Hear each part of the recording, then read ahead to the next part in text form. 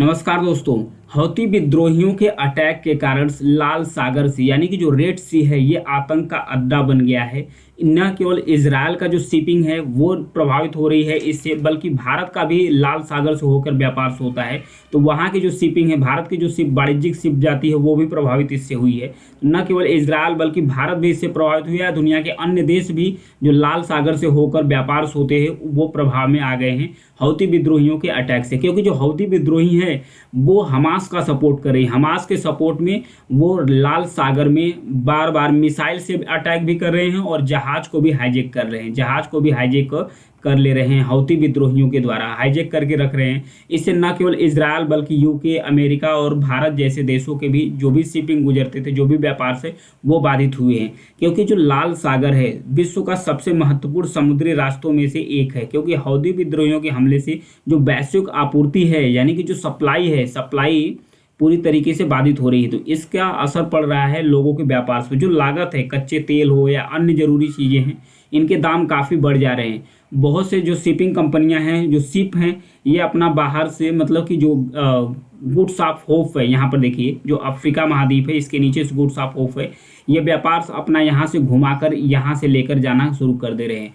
तो इससे जो समय है 10 से 14 दिन तक अधिक लगता है। 10 से 14 दिन तक समय अधिक लग जाता है, क्योंकि जो लाल सागर है, यहाँ पर देखिए रेड सी है, यहाँ से बाब अल मंदेब की संधि, जल संधि है, इसके माध्यम से व्यापार जाते हैं। यहीं पर है यमन। यमन में जो 2014 से ही जो हौती विद्रोही हैं, जो एक शिया मुसलमानों का ग्रुप है जिसका सपोर्ट ईरान करता है, इसके द्वारा सना यानी जो यमन की राजधानी है सना, इसको तो कैप्चर कर ही लिए हैं। इसके साथ साथ जो यमन है इसके एक महत्वपूर्ण हिस्सों पर कब्जा कर लिए हैं।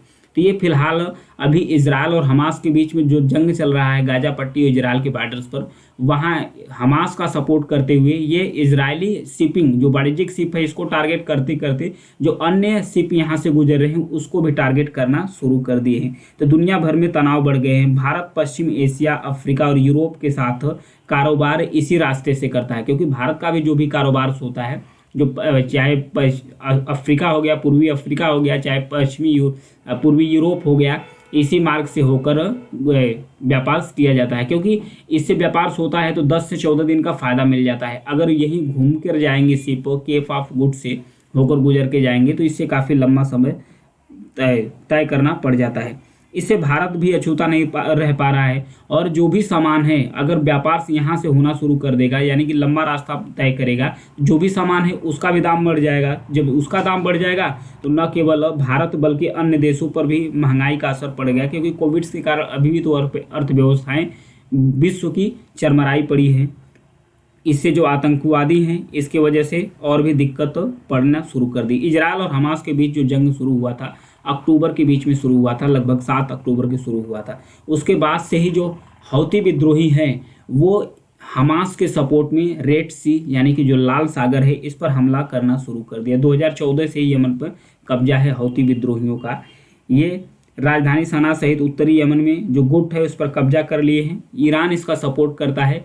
ईरान और इजराइल के बीच में एंटी है, मतलब कि दोनों ही एक दूसरे के धुर विरोधी दोस्त हैं। मतलब कि इजराइल और ईरान दोनों ही एक दूसरे के धुर विरोधी देश हैं।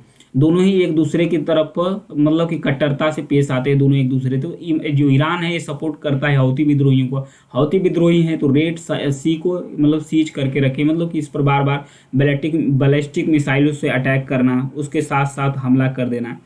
इसी का जो शिपिंग कंपनियां हैं जो बीमा कराती हैं, तो बीमा में वो कर क्या रहे हैं, बीमा मतलब कि बीमा ही करने से इनकार कर दिए हैं। क्योंकि जो मालवाहक जहाज गुजर रहे हैं, मालवाहक जहाज यहाँ से गुजर रहे हैं, उनका तो पहले बीमा भी होता है। तो जो बीमा कंपनियां हैं वो बीमा करने से इनकार कर दी, कही कि भाई नहीं, मैं इतना रिस्क नहीं ले सकता।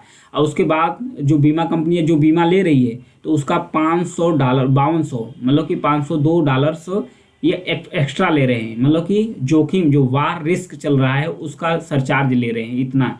तो ये अतिरिक्त भाड़ा मालवाहक जहाज पर भी जुड़ रहा है। तो इससे जो सामान है, सामान भी महंगी होगी। तो सामान भी महंगी होगी तो दुनिया के जो अर्थव्यवस्था है, दुनिया के जो व्यापार है विश्व का, जो खासकर रेड सी से होकर गुजरता है, दोनों ही बहुत काफ़ी प्रभावित हो सकते हैं। मोटा मोटी कह सकते हैं भारत के ट्रेड का जो 30% हिस्सा है, भारत का ट्रेड का जो 30% यानी कि 30% हिस्सा है वो यहीं से यानी कि रेड सी बाब अल मांडेव की जल संधि से ही होकर गुजरता है। तो यह संकट भारत के लिए है, इसीलिए दोनों देश, भारत भी इजराइल के साथ फंस गया है क्योंकि इजराइल को टारगेट कर रही हैं, इससे जितनी भी कंपनियां गुजर रही हैं वो भी इस पर अटैक करना शुरू कर दी। हालांकि अमेरिका इसे काउंटर करने के लिए अमेरिका द्वारा एक ऑपरेशन चलाया जा रहा है। ऑपरेशन संरक्षक के नाम से है, गार्जियन के नाम से रखा गया है ऑपरेशन, उसके द्वारा अमेरिका के द्वारा चलाया जा रहा है, जिसके तहत अमेरिका हौती विद्रोहियों से लड़ने के लिए इसको अटैक, मतलब कि उन दोनों पर अटैक निगरानी रख रहे हैं और उस पर अटैक करने का भी प्रयास किया जा रहा है। अगर जानेंगे जो रेड सी है यानी कि जो लाल सागर है, यहाँ पर देखिए ये फिगर है लाल सागर का, यहाँ पर बाबल मंदिर की संधि है। ये 2000 किलोमीटर लंबा रास्ता है, 2000 किलोमीटर लंबा रास्ता है जो स्वेज नहर से, यहाँ पर देखिए यहीं पर स्वेज नहर बनी है, स्वेज नहर के माध्यम से भूमध्य सागर, यहाँ पर भूमध्य सागर है, भूमध्य सागर को रेड सी से जोड़ता है, भूमध्य सागर से रेड सी को जोड़ता है।